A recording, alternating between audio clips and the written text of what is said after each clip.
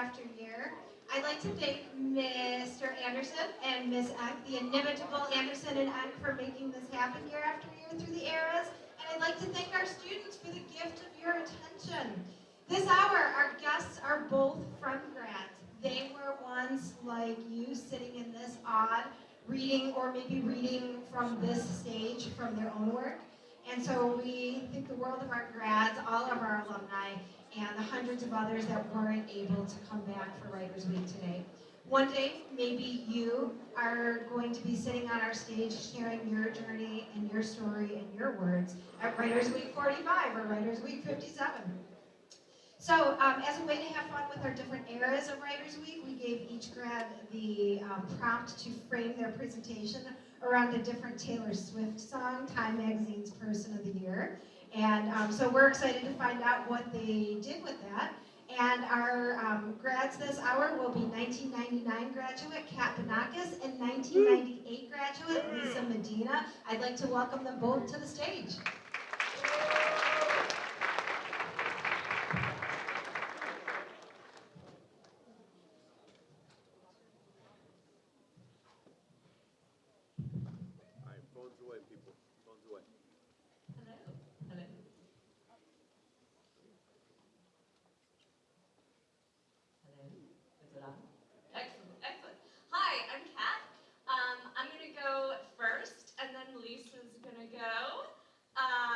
And the period ends at 12:55, is that right? Okay, perfect. So hi, I'm so glad you're here. And a couple things before we get going. One, I know it's lunchtime and it's Friday, and the period before you had fanboys, and you have two random alums. But we're gonna make the best of this. And so what am I doing up here? Why am I speaking to you? In my day job, in my life, I'm an Episcopal priest, a minister, and I've written a book. And I used to host and produce a podcast, and I do a ton of writing, mostly to help people make meaning in their lives, because we're all stuck here on Earth together, so we may as well have a good time of it and get some meaning out of it. Don't worry, I am not going to try and convert you or anything like that. That would be a horrible violation of the separation of church and state, not to mention really, really ineffective. But what I did think might be sort of interesting would be to do in real time together the sort of writing that I do in a sermon, and using Taylor Swift's Shake It Off as a jumping off point. So what I'm going to do is I'm going to tell 3 stories of things that happened to me while I was at Friend that I have never shaken off. And to be clear, they are really stupid stories, and they are really insignificant, and they are things that I should have been able to shake off, but I didn't or couldn't, and they buried themselves in my brain and memory. And so instead of being able to shake them off, I had to decide what I was going to do with them. And I'm telling you these relatively dumb things because I bet that some of you are going to have some of them too. They are things that settle into you, and then you have to decide what to do with them. And some of you might become professional writers, and the things that happen to you are going to be fodder for your novel or your poem or your screenplay. And so when something happens, you might say, someday I will write about this. There's delicious pleasure in that. Sharon Olds has this great poem where she is thinking about her parents meeting in college, and she says to them, she thinks that they never should have gotten married and that it was a horrible mistake, but she can't stop them from doing it. And she says, fine, do what you are going to do, and I will tell about it. And some of you will live to tell about it. But the rest of us might not write screenplays. We just have to decide what these things are going to mean in our lives. And there's not a right or a wrong, but we choose what we put meaning into. So first story. I am in the hallway right out there between the auditorium and the gym, and it smells like chlorine and sweat and greasy food all at once, and it's after school, and there must have been a game that day because the concession stand at the gym was open, and I polished off an entire thing of nachos, and all that remained was that pool of yellow, goopy cheese sauce getting cold and solidifying. And I see coming towards me down the hall the person who I have a crush on, who sort of, but not really, knows that I'm alive. He's a senior, I'm a sophomore, and I think and see that this is my moment to engage this person. And I don't have much time because he's about to walk right past me. And I say the only thing I can think of to say in that moment, which is, "Hey, Johan, do you want some cheese sauce?" And as soon as these words come out of my mouth, I know that it is the dumbest thing I could have said in that moment. And the person, my friend who was sitting with me, actually groaned as Johan passed. It was that bad. I have no idea what became of beautiful Johan. My offer was not taken up. He did not take the cheese sauce. But what did this mean? What do we do with this horrible memory? For me, it's become something of an inside joke with myself.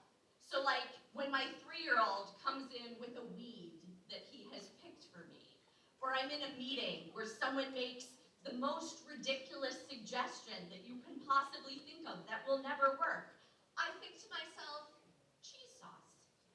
This person is doing the best that they can in this moment, and then I laugh a little bit because they're trying, and you go on. So now you get the concept. Okay, so here's the next story, and we're gonna make it a little bit interactive. To understand the impact, you need to know that I moved to Friend the summer between my freshman and sophomore year. So I entered as a sophomore. I didn't know anyone, but I got cast in a tiny part of the fall musical and got to meet some people that way. And it was sometime during first semester of my first semester here that I went up in the hallway to say hello to one of my newer friends, and I must have been too loud or too enthusiastic or too something. I mean, you can get that I have a big personality. But the person said to me, "Look, you have to stop saying hi to me in the hallway between classes because when you do, it embarrasses me." And I was crushed. You know, you can imagine, I was mortified, I was devastated, everything.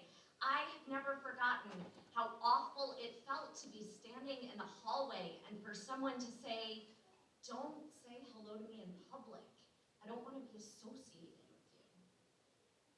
So what meaning would you guys give that? Like, how would you hold on to it? What meaning would you give it? Just yell it out. I can't really see your hands. Anyone? Yeah, in the back. Awkward vibes? I can't hear. Yeah, yeah, not good. Not positive.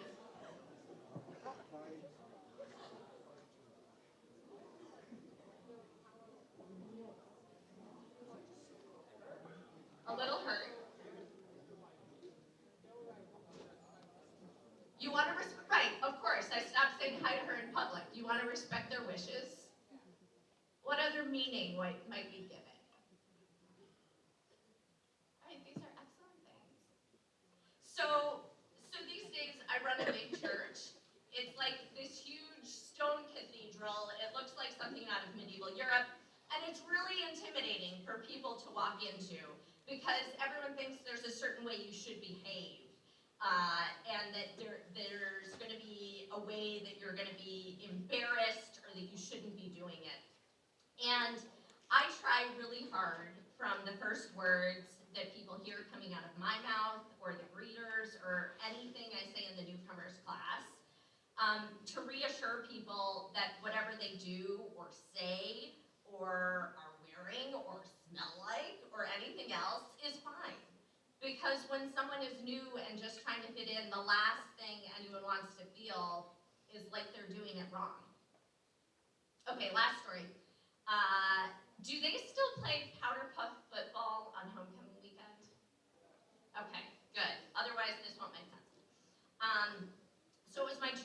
year, and it was homecoming powder puff football game, and I'm sort of uncoordinated, and I have what I consider to be a general fear of things being thrown at me that I feel like is a healthy thing, because who would want to have someone thrown at them? And I don't actually know the rules of football very well. I know it better now because my husband is from Buffalo, and like everyone from Buffalo, he is a diehard Bills fan, so the last few weeks have been very sad in our house. But I didn't know the rules at all in high school. And I knew that if I played powder puff, it was gonna go poorly. But I wanted to be involved in some way. So I volunteered as mascot for the game. And I thought, how hard can this be? You run up and down the field, you get people to cheer. It turns out it is very hard. For one thing, I am 5'3", and the foam Viking head at the time was made for someone way taller than I am. So my arms were pinned to my sides, and I could only lift them like this. I couldn't actually see out of the eyes in the head, so I couldn't see where I was going.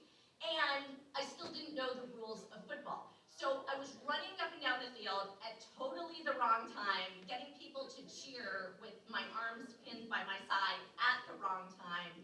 And I literally got booed off the field as the mascot. Like, who as the mascot gets booed off the field? Me, I did. And one particularly aggressive heckler got really mean and personal and started to come after me. Not like physically, but like you knew who it was, and it was bad, right? So this gets buried in my brain, burrowed in my head. I think of it when things go really badly, like, oh, this is like being the mascot. It was so bad.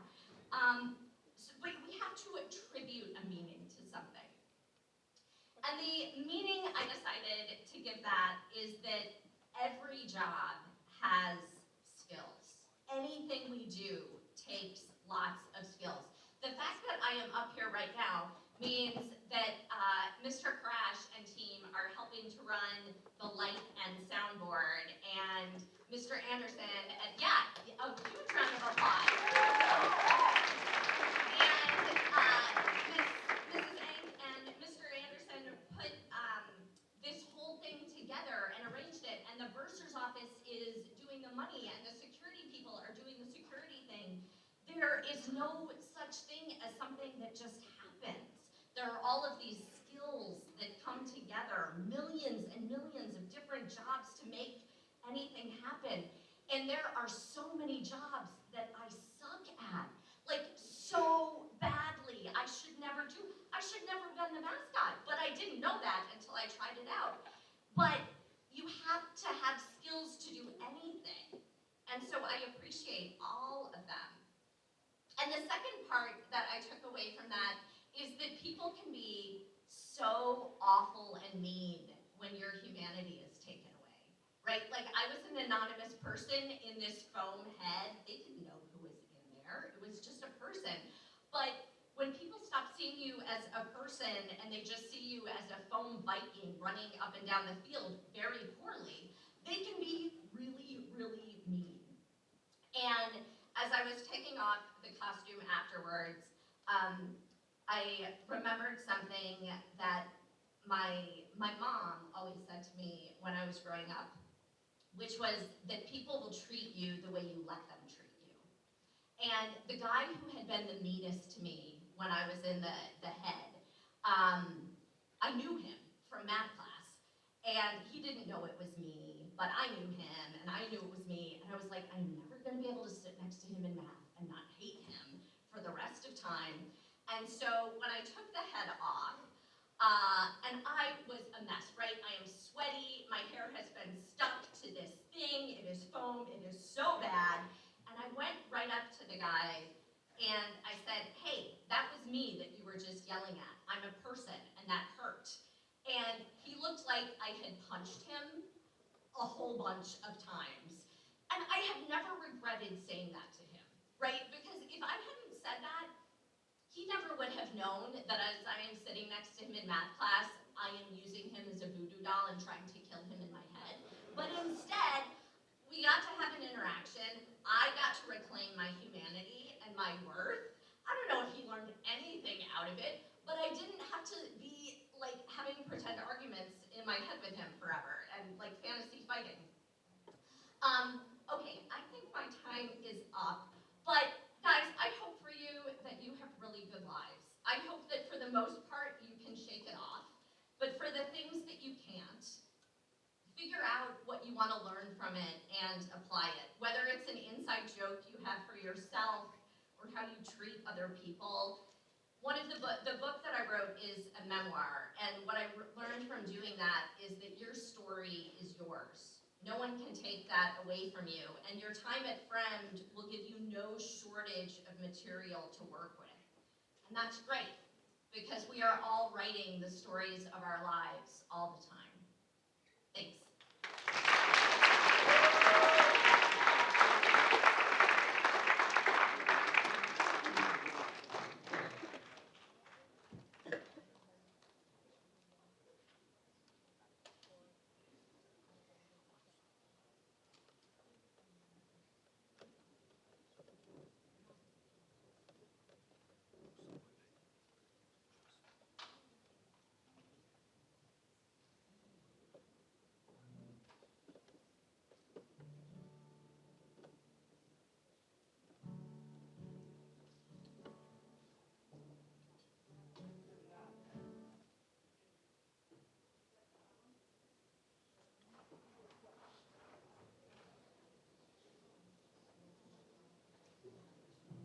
All right, thank you. So I'm going to kick things off with a little Taylor Swift sample because I was asked to. And this part of her song, she's talking about your mom, and it goes like this. You can hear my guitar, right? Okay. Goes like this. Don't make her drop you off around the block. Remember, she's getting older too. Don't lose the way that you dance around in your PJs, getting ready for Friend High School. Oh, darling, don't you ever grow, don't you ever grow. Stay this little. Oh, darling, don't you ever grow, don't you ever grow. Stay this simple. So that's gonna be my theme today, is never grow up. Thank you. Thanks. All right, so never grow up is the theme, and even though, we all have to, of course. So, we got slides? All right. When I was little, I used to sing a lot. I love to sing. Can you go to the next slide, please? All right, so that's me at about 7 years old. I thought I was a punk rocker. I'm pretending to be Billy Idol here, and I'm sure you all are way too young to know who that is. But I love singing. I didn't play guitar, though, until I was here at Friend. And my first time playing guitar and singing for an audience was right on this stage at the Friend High School Variety Show my senior year in 1997. And so it's just really great to be back here. Thanks for inviting me. Thank you, Writers Week team, for putting all this together. This is really great. So, okay, a little bit about me. My name again is Lisa Medina. Around here at Friend, you might find me in a hallway somewhere as Lisa Pellegranetti. I was known more as a gymnast than a musician back then. And so I started taking guitar lessons my senior year. Actually, my friend gymnastics coach and history teacher, Larry Petrillo, was a very talented musician, so I asked him to teach me, and he said yes, and he's sitting right here in the front row. And he brought me chalk. You guys even know, everybody's like blank stares. Gymnastics, chalk, in case my hands got sweaty. No, it's okay. Sorry, gymnastics joke. So I started playing guitar, but I didn't study music in college. I actually studied biology and Spanish. And then, but music was always a big part of me. And after college, I started performing a lot, and I got some really great opportunities. I got to sing the national anthem at Wrigley Field a few times. And then I was a vocalist with a Grammy-nominated Latin Mambo band. So I got to do Chicago Jazz Fest and on the Petrillo Band Shell, and I was singing pretty consistently at that time. and I loved it, but I was doing other people's songs.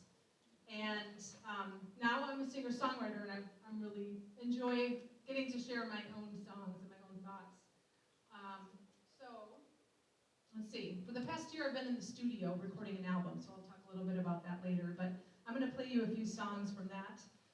And I'll talk about my main job, too, because it's not as a singer-songwriter. My main job is mom. I have 3 kids.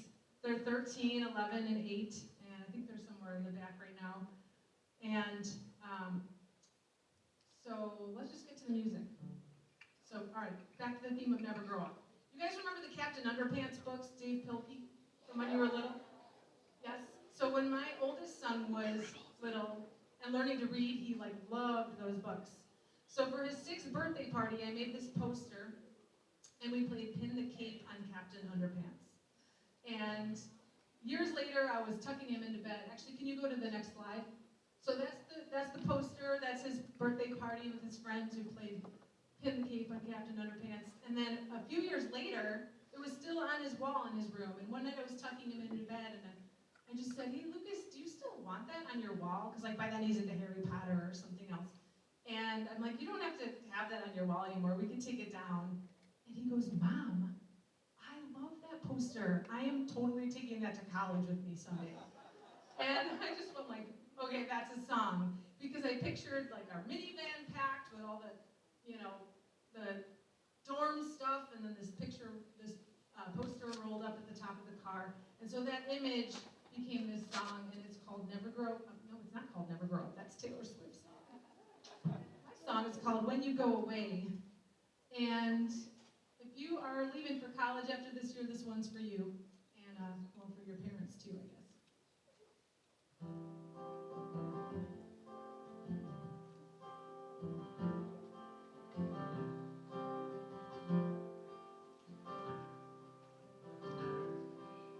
Driving down the highway, the car packed full. Even that poster that I made when you turned 5 says there's still a few more hours left to go. We'll just drive.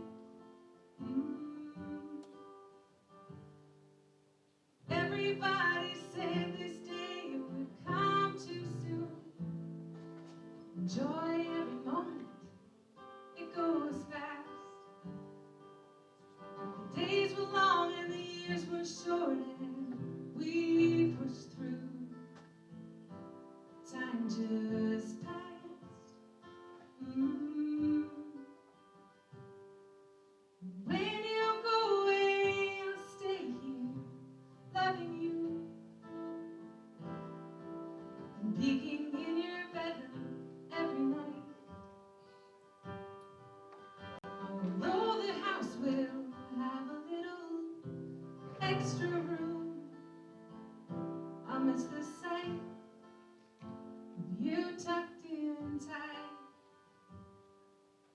Minutes turn to years, the miles we go, driving to and from and in between. They say the journey matters more than where you go. Now so it seems.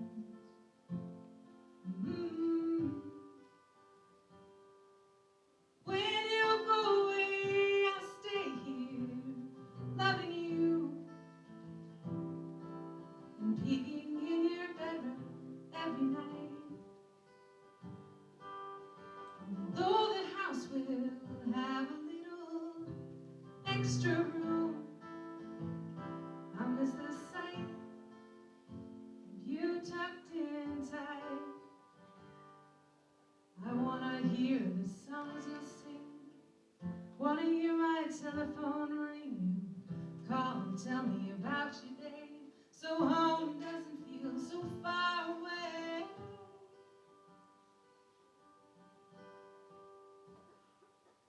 'Cause when you go away, I'll stay here, loving you, and peeking in your bedroom every night.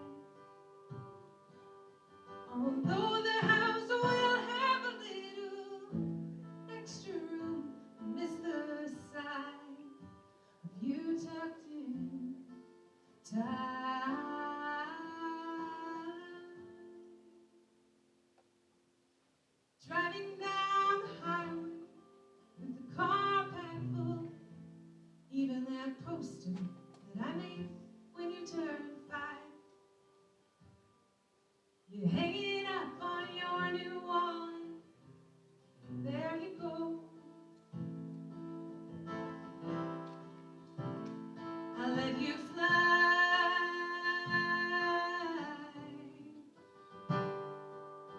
fly.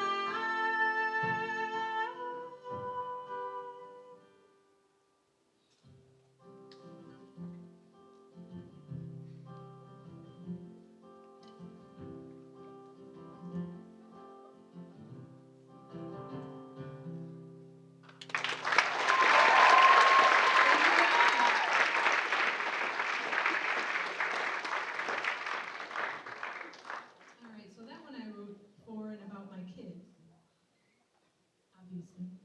The next one I wrote for my mom, and it's about her and her mom. So never grow up. That's a great idea, right? But some people have to grow up a lot faster than they wanted to. And my mom was only 16 when her mom got sick and passed away. So she had to fill that adult role in her house, and I think it was really hard for her. And then when she had kids, she was really sad that her mom never got to meet me and my siblings. So I wrote this song for my mom, and I wanted to tell her that even though I never met my grandmother, I feel like I know her. Because as a parent, you pour so much into your kids that even once they're gone, I think you keep carrying on in different ways long after you're gone. So this is called A Mother's Love. I almost called it Passed It On, and then changed it to A Mother's Love.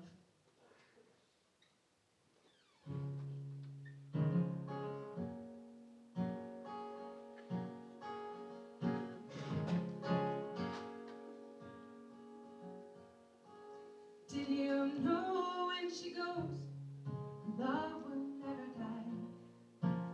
Goes on and on like a soothing lullaby.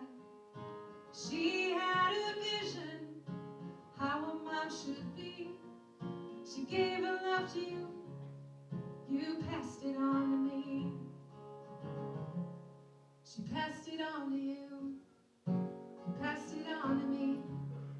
She told me through your eyes, helping me to see the beauty of it all is that when our time is through, you gave her love to me, I'll pass it on.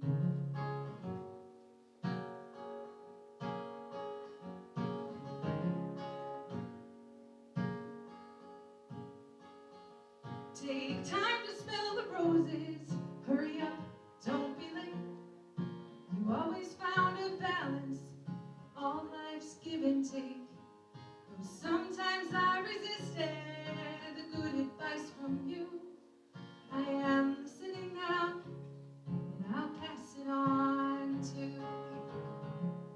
'Cause she passed it on to you, you passed it on to me. She told me through your eyes, helping me to see the beauty of it all is that when our time is through, you gave her love to me, I'll pass it on to. All the pearls of her wisdom are the most precious jewels.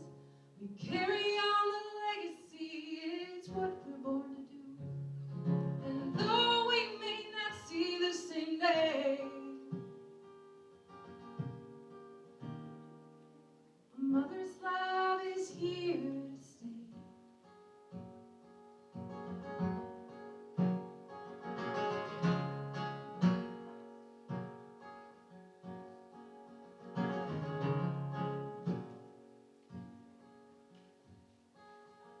There is sadness in your eyes, past can be so hard. You lost her too early, and it's heavy on your heart. But there's a strength inside of you, it helps you carry on. When I see my little girl, I knew you passed your strength along. 'Cause she passed it on to you, passed it on to me. She told me through your eyes, helping me to see the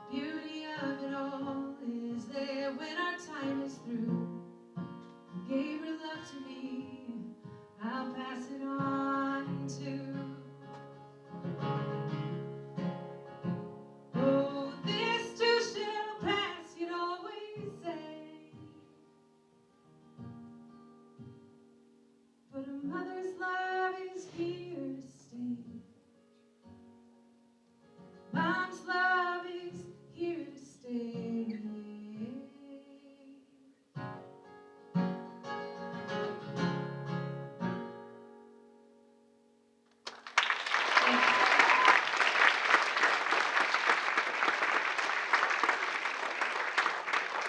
The song was actually a gift for my mom a few years ago for Mother's Day, and I never know what to get her, so it felt really good to give her that. Can you change the slides? Speaking of my mom, I got some pictures. So on that track you just heard, I got my mom and my 11-year-old daughter to come into the studio and sing with me on the chorus. So, yeah, so that's my mom on the bottom, and then my daughter and also my two sons came and played some instrument parts and vocal parts on some of the other songs on my album that's coming out. So it's been really fun to have them involved. They are creative kids and they bring me a lot of ideas. So yeah, when that comes out, you'll get to hear all three of us singing together about Pass It On, which I was pretty excited about because I had to really twist my mom's arm to do that. She was not feeling it, but I'm so glad she agreed. Okay, where am I at? Okay, I'm talking about my kids. So going back to when they were really little, after I had kids for a while, I had like a major writer's block. I thought I forgot how to write a song. I went, I think, 10 years without writing one. I think I was just so exhausted. But what happened is my kids got older and they got into music and instruments and art, and their creativity kind of brought mine back to life. And so when I started writing again, I was writing all these songs about, kind of inspired by them and their world and my experiences as a mom. And this next one is one of those songs. The idea for it actually started when we were watching the documentary series, Our Great National Parks. You guys saw it? Some of you? So it's narrated by Barack Obama. And in one of the episodes, I learned about this tiny marsupial from Chile called the Monito del Monte, which means the little monkey of the mountain. And I've just always liked how marsupials carry their babies in a pouch. And I'm like, why not write a song about that? So that's what I did. It's a song about being a kid and being a mom and being a marsupial. And it's called Monito del Monte. There's un poquito español in this song. Any of you taking Spanish here at Friends? All right, I took Spanish here at Friends.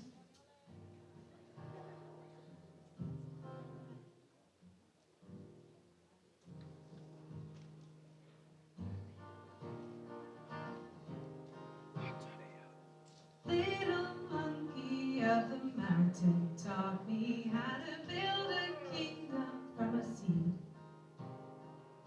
Hold your baby in your pocket, maybe you can build your kingdom next to me. Find me down along the river, looking up, calling out, digging deep. Find me down along the river. Life is only but a dream.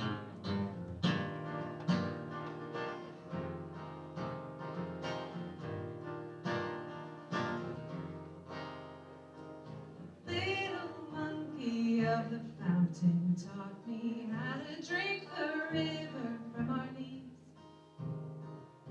Hold my baby in a pocket, maybe he can build his kingdom next to me. Find me down along the river, looking up, calling out, digging deep. Find me down along the river.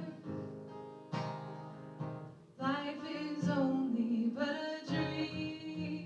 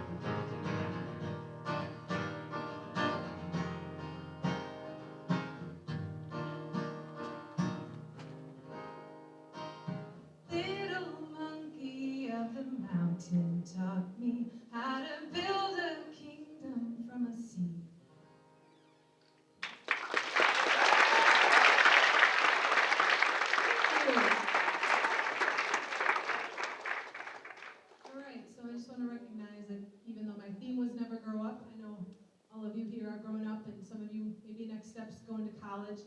So I just wanted to wish you well and say be creative, be yourself, listen for that little voice that inspires you. And thanks for listening about my journey too, as a musician and as a mom. If you're interested in hearing more of my songs, you can find me there. I do have an album coming out in a couple months, and it's going to be called Wishes. All 3 of the songs I played are on there. There's 13 songs total. Please email me if you have any questions. I don't know that we have time for that. If we do, that's cool, but if not, you feel free to email me too. Oh, questions? Do you guys have questions for either of us? Or would you rather hear more? Yes. I couldn't hear you. Me, she, her.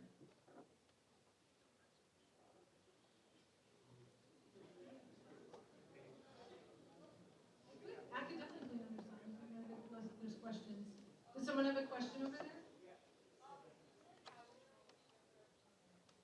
Great question. I do. So, as I said, my history teacher and gymnastics coach is here, Mr. Petrillo, and Mr. Romano was my English teacher. I still think a lot of the reason I love poetry and still do is because of Mr. Romano's English class. And Mr. Anderson was my teacher. I'm trying to think who else I've seen today. I think those are the 3 teachers I had that are here today. But yeah, I'm pretty old. Like I graduated in 90.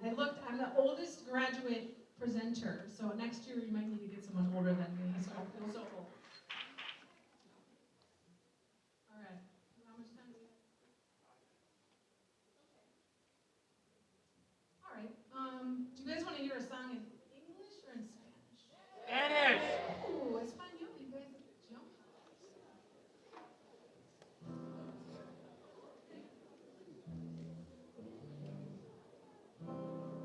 All right. So I was just talking about listening for that little voice, right? That little voice that inspires you. So I'm going to go with this one because that just reminded me of it. So this song is called La Cancioncita. It means a little song. And it's just about that. It's about listening for that little voice. In this case, it becomes a song, but it can become, whatever inspires you. So this is about like a little song in the wind that finds its person to sing it. I need some water, hang on.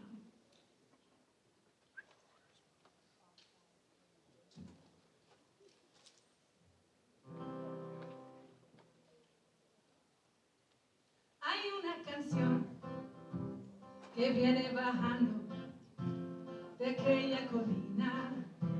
En la noche hay un eco y no parará hasta que encuentre un rayito de luz del amanecer. Cuando la luz surge, esa canción brilla y vuela en el viento para encontrar la pura oreja de su nueva dueña y se queda para siempre cargada en su voz. Primero el tambor, luego la guitarra, la dueña se pone a tararearla y nunca termina. Esa cancioncita se queda para siempre cargada en su voz. Parrapapapam, parararararam. Air horns, guys. Parrapapapam, parrapapapam, parrapapapam,